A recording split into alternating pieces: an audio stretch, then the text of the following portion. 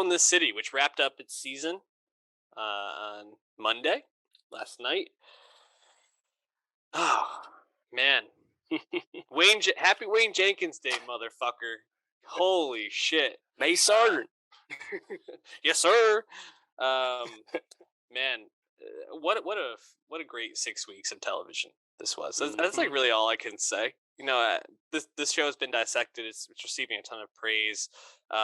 Spiritual cousin, brother, whatever you want to say, to The Wire, obviously a Pelicanos and Simon production, but it's just always impressive to see how these guys are able to make compelling television out of like pretty like straightforward police work. Obviously, a lot of the stuff that these people were doing is dramatic and interesting to watch, and so it's kind of ripe to be made into something like this. But they never shy away from getting into the nitty gritty, and they still somehow make it super compelling. And obviously, when you have someone like Bernthal putting on the performance that he did, it makes it a lot easier to have a show at this high of a level, operating at this high of a level. But yeah, I was just blown away by it. What about you?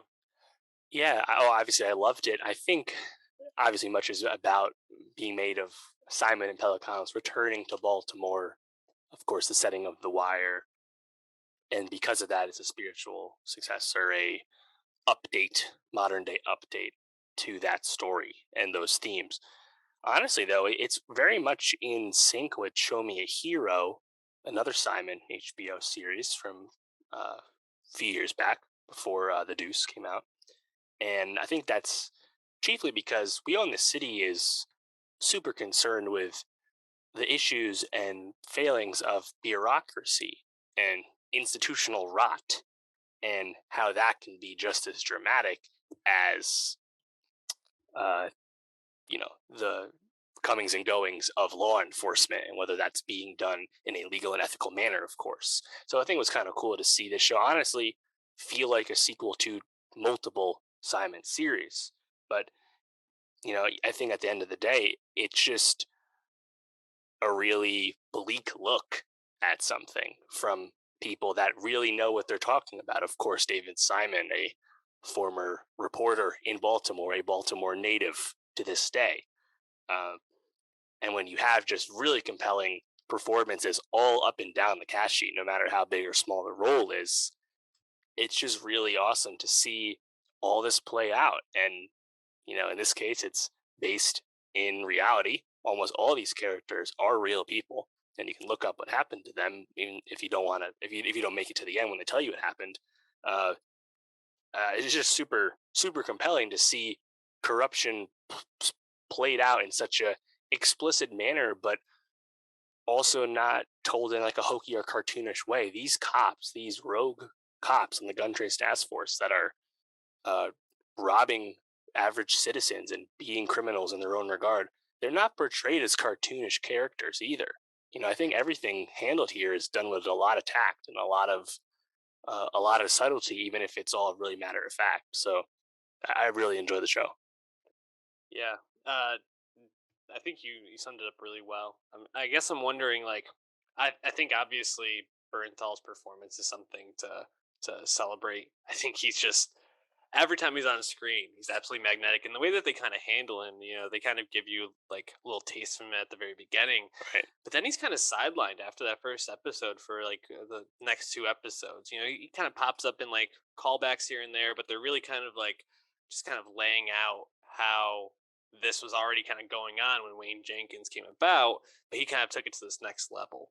Right. And he's kind of like Chris Ryan of The Ringer summed it up as him being kind of like Jaws in this show for a while. He's kind of just like in the background, he's looming, but you don't know when he's going to pop up. But then he finally does, and you get that the Freddie Gray episode, which is really like the Wayne Jenkins episode, and it's just, that's got to be the Emmy reel right there for him. It's magnetic and stomach turning and upsetting, but also like you somehow like the character. It's really impressive what he does, and even some of like the small things, like the Ringer did a interview with Pelicanos, and he was saying that calling people a dum dum was something that Wayne Jenkins apparently actually did, but Pelicanos wasn't aware of that. It's just something that Bernthal like did his research and spent time with cops that knew him, and like really got the subtleties of the character right. Right.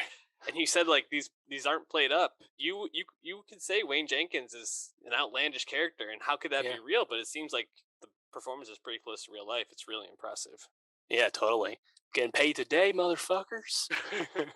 Yeah, Yeah. and sorry, just like on that point, actually, I know you didn't specifically make a point, but the way you see Wayne Jenkins code switching, Oh yeah. between the black cops and the white cops that he works with, it's just really fascinating. And Bernthal kind of going back and forth between all these different worlds that Wayne Jenkins was gravitating between. It's impressive. But please make the point you're gonna make. Yeah, no. I think it's a really compelling performance, classic anti-hero bad guy performance.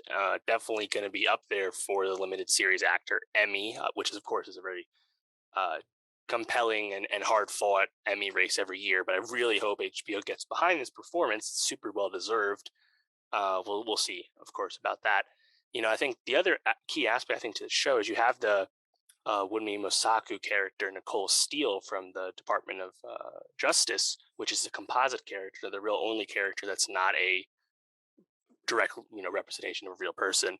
And even if like some of her scenes I think are a bit like expository for the audience to try and like ground where parts of this show is taking place and try and educate people that are maybe not aware of what's going on, I think it's still really effective to see her disillusionment with what's going on as someone coming to Baltimore to make this report and advocate for the consent decree, and they show you the other side of this consistent failure of Baltimore bureaucracy.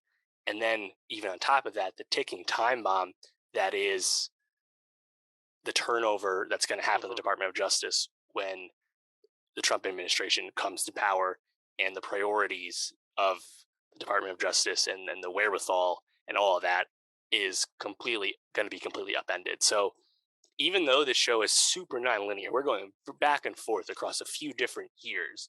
I think they do a really good job of still keeping you informed as the audience of what specific year we're in and why we're there.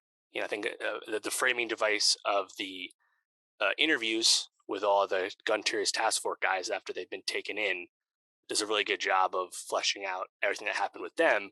But you really need the Nicole Steele character, I think, to kind of advance you through the comings and goings in Baltimore across, new mayorships and Freddie Gray happening and things like that. So it really honestly covers a lot of ground, even if at the end of the day it doesn't exactly set you up in a a happy place. But it shouldn't, because that's not the conclusion.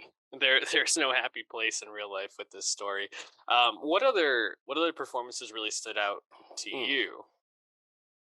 Yeah, great question. I think I really enjoyed all the cops, on both the good and the bad cops. Honestly, you had Josh Charles as Herschel. I thought was quite memorable. Some of the other guys on there were nice. McKinley Belker as G Money was good. I think on the other side, I think we had like Dave Cornsweat and Trey Chaney early on. I thought we were going to get more of them, but they actually kind of completely drop off the show to the very end. And then we're sticking more with Dagmar Domanicic and some of the other people investigating the gun trace task force. So even if the people we were with kind of comes and goes, I think just really all the cop performances were all really effective. Yeah, I agree. I think the one that probably stood out to me most was Jamie Hector as Sean Suter. I think obviously also has the big like emotional ending as kind of like the how there's like a real consequences for these people, and some of them were not some of them dealt with it in ways that maybe are not the way that you hope that they would, or that they could found help in some ways. But I definitely feel like, as someone that has like a pretty thankless role, Sean Suter is pretty mild mannered from everything you see on the show, and pretty within himself, especially playing opposite of Wayne Jenkins in some scenes. I think he really drives some of the emotional heart of the show really well at the end. But yeah, I agree. I think everybody on this is really operating at a high level. I think it's really impressive. It's hard because when you have something this great, it's hard to like talk about it because you're just like, everything was awesome. Like Yeah, that's not exciting, right? right. Well, episode 3 I thought was really important because that's where you have the one scene where Steele talks to the union and really shows the unhelpfulness of the police union involved here, which doesn't sound that different from how people view most police unions these days. But Simon and Pelicanos, I think, still get that in just as they need to. But really, I think that probably the best thing they do with this show is explaining how the complete distrust in the institution established and reestablished over time by these cops has led to just a complete failure of the justice system in this city, where they are unable to get juries because everyone has a bias and disposition against the police because of things that have directly affected them or people they know. And they take that a step further later on, where they show a personal story of how these cops just taking money out of people's pockets and out of their cars, and how they can fucking ruin people's lives due to their greed, you know? Whether it's small scale or big scale, they just do a great job of showing how the repeated failings of something at a systemic level can affect both the system itself, but also individuals. Yeah, I mean, I think they do that really well. Episode 3 and 4 are probably the two that stand out most in my mind, right? Because you in episode 3, you have the ridiculous stuff that Wayne Jenkins is doing. You have like the moment with the little person stripper. You have him finding the safe full of like hundreds of thousands of dollars worth of money, and the way that they film it with the camera. Everybody stand back. We're gonna do this one by the book. Absolutely like hilarious. I am a U.S. attorney. Oh, Is that how you talk to me? ridiculous! What a ridiculous! In like a Baltimore Orioles T-shirt or some shit. Crazy. And then episode 4, you get the Freddie Gray scene, which for a David Simon Pelicanos produced thing, that might be pound for pound like the best scene that they've ever been a part of.